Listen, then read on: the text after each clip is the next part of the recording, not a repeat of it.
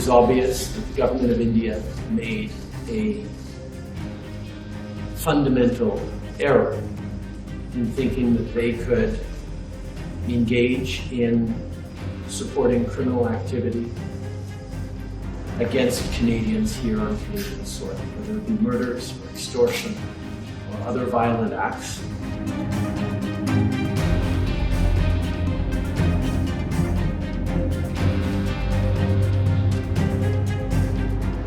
In politics and geopolitics, timing is everything. In the words of the current Canadian Prime Minister Justin Trudeau's father, Pierre Trudeau, quote, "The essential ingredient of politics is timing," unquote.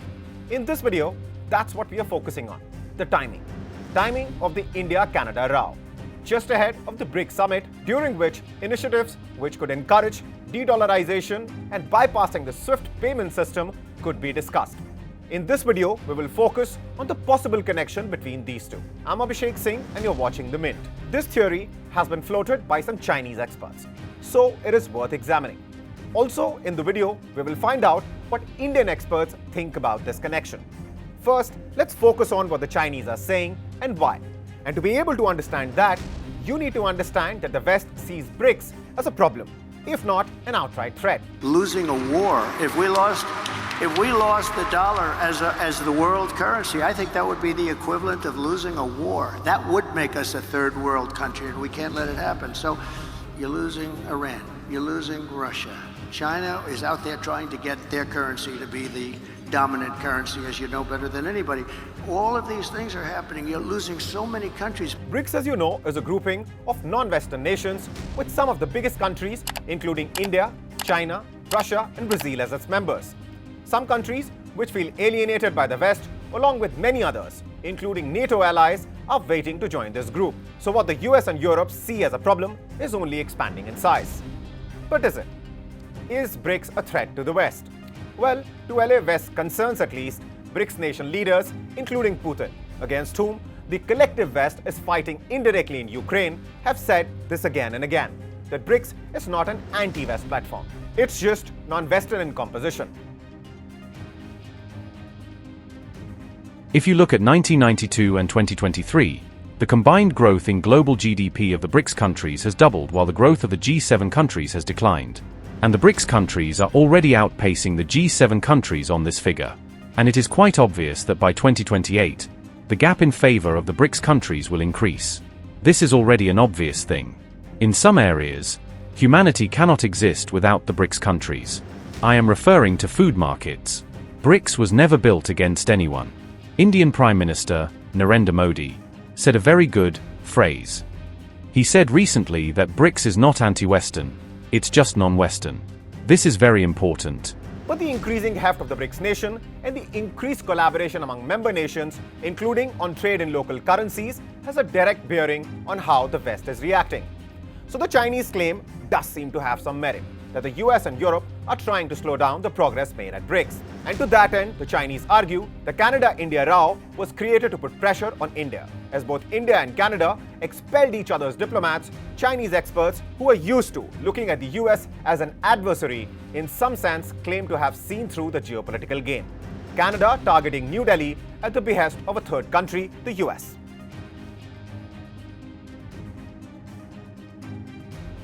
Now, if you're looking for hard evidence to support that theory, you'd be disappointed.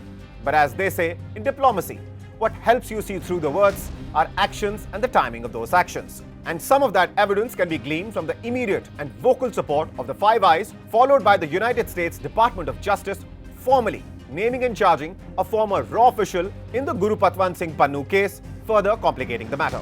Since US and Europe have already successfully built some pressure on China and Russia, India was the only large country remaining.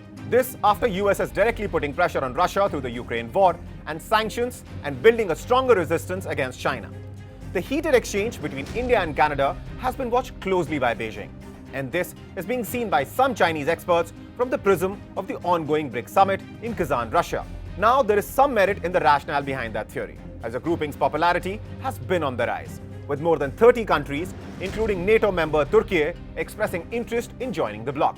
The summit could be a game changer, as far as the global world order is concerned, as the summit will lay the ground for an expansion and take important decisions on a new trade settlement system bypassing SWIFT. Both these developments, if they materialize, can land a serious blow to the America-led Western bloc's hegemony. This has the US worried.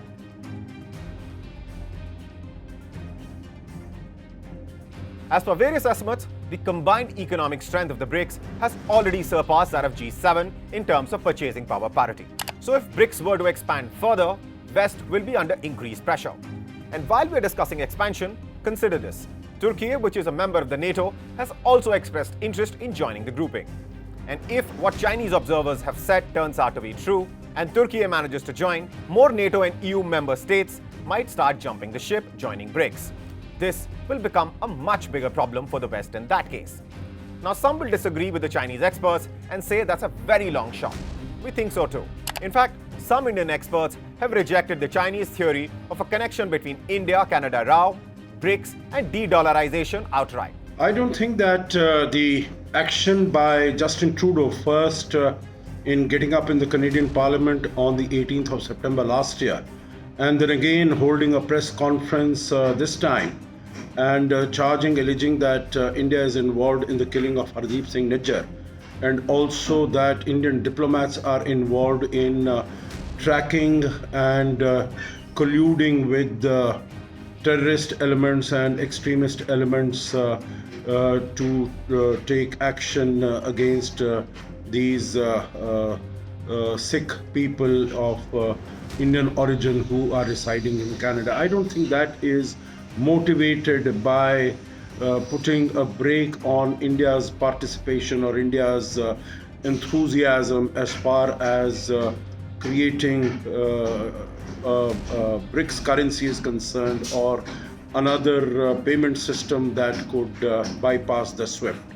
I think Justin Trudeau and the world in general should recognize that India's leadership is strong, powerful, determined, and actions of this nature are not going to deter it. But as per Chinese reports, the US has been trying by all means, overt and covert, to sabotage the Kazan Forum. This after Russia invited 38 countries to attend the BRICS 2024 summit. However, the invited nations faced increased pressure from the West as per various reports. As a result, some of these nations who had publicly shown interest in joining BRICS and clearly expressed their desire to participate in the summit as early as 6 months ago decided not to show up. Case in point, Saudi Arabia's Crown Prince Mohammed bin Salman. He was expected to attend the summit, but now he will be skipping it. Now, let's briefly discuss the other aspect of this theory, de-dollarization and its connection with the India-Canada row. India, unlike Russia and China, is not aiming for it. All India wants is the ability to trade in its own currency with some countries, including Russia. But since China wants a footprint of its currency to expand, we're not surprised. China wants to push the de-dollarization agenda through BRICS. In any case, India is not a country that stands for de-dollarization. We do not have a problem with the dollar, and we are happy to conduct trade in dollar terms. But of course, we have been promoting trade in local currencies, in national currencies, because that is much quicker and that is much more efficient. Also, that is much more competitive because we don't have to go through the dollar and pay the exchange rates both ways. So we have been trying to expand trade in local currencies as we are trading with other countries. But we have not been a party to de-dollarization, and in any case, I feel that it is too premature to get a currency, a BRICS currency, which could replace the dollar. The dollar is still very powerful, very dominating as far as global economy is concerned. And I don't think that all the discussions in the BRICS are going to yield any other currency that could replace the dollar. So dollar is here to stay for a long time, but of course the weaponization of the dollar that the United States and some of the Western countries have sought to do, that would be really shooting itself in the foot, and that going forward could create opposition to the dollar amongst a number of countries.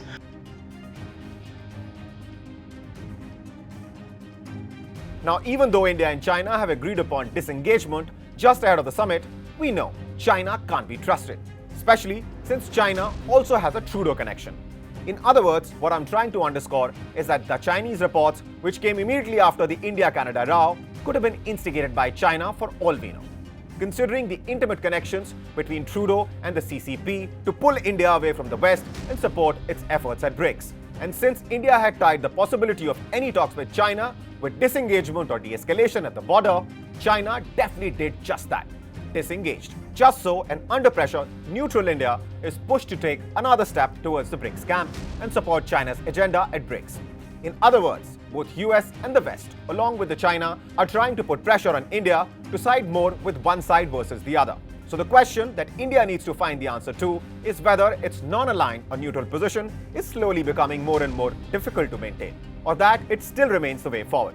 In all likelihood, India will continue to walk its own path, navigating the conflicts, both of the military or the diplomatic kinds, on its own terms and after taking its own national interest into consideration first. You are watching The Mint. I'm Abhishek Singh. If you liked watching this video, please don't forget to like and share and to subscribe to The Mint.